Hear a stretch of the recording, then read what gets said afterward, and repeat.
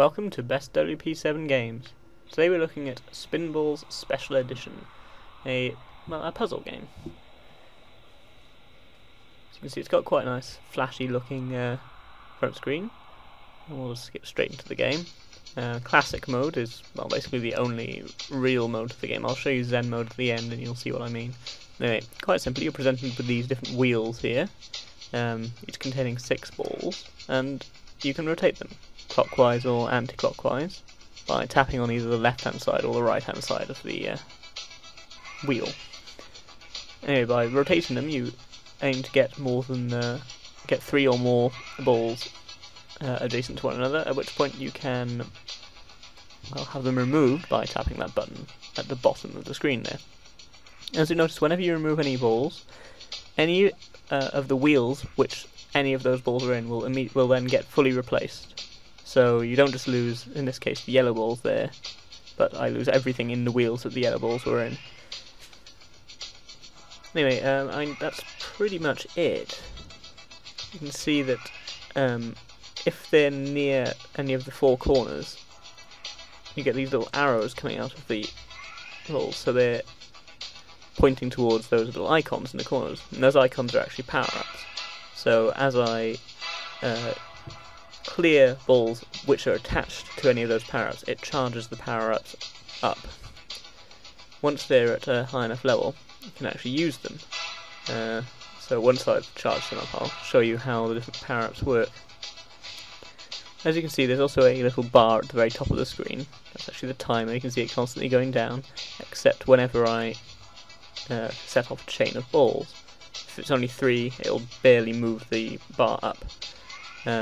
But the speed at which the bar increases, along with the score which you get, will increase exponentially as you put more in. Anyway, as you can see, I've just activated the timer power-up in the top right, which, as you might guess, slows down the timer. You can see that the colour of the timer has turned to a sort of cloudy, almost ice-like symbol, and it's going down a lot slower than it was before. You'll also notice I just entered level 2 a little while ago. Like many puzzle games, the levels are based purely on what your score is, and as your levels go up, the speed at which the timer drops also goes up. So my power-up just ran out then. It is worth noting that you can charge the power-ups as they're in use, so you can keep them constantly going, which is important in the later stages. You'll need to keep the timer frozen, or well, not frozen, but slowed down. Let's go to level 3. Okay, we've got a few more power-ups ready. I'll just use the nuke option, which simply clears the entire board. Useful if you've got a board of orbs which just aren't linking up at all. Also just powered up the ×2 power-up, which simply means doubles your score while you use it. Obviously it's best to do it when you've got a large chain set up. I've activated it quickly just to show you how it works. So you can see, actually, rather than actively doubling the score, it literally just gives you the score written twice on each side, which is a sort of nice touch. It makes it clear. You will notice as soon as it stops working. So yeah, I'll just try and get the bottom right hand power up charged, so you can see how that goes. You see, it's not a particularly hard game at first, but as the timer gets faster and faster, it obviously becomes a lot more challenging. The only thing is, it's hard to make complicated plans ready, simply because, well, because it clears an entire wheel every time, you can't account for what's going to come up next very well. Yeah, I think the bottom right is charged up. As you can see, what it does is it rotates every wheel.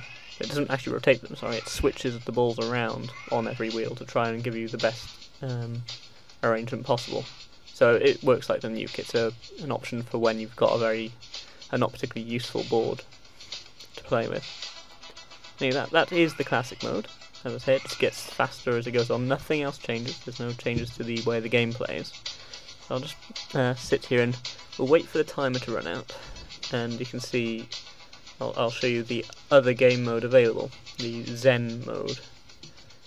Yes, this will be a lot faster if I was at a higher level, but still, it should be over in a second, at which point I'll show you the high scores, which, well, is another problem with this game, and I'll show you what I mean in a second.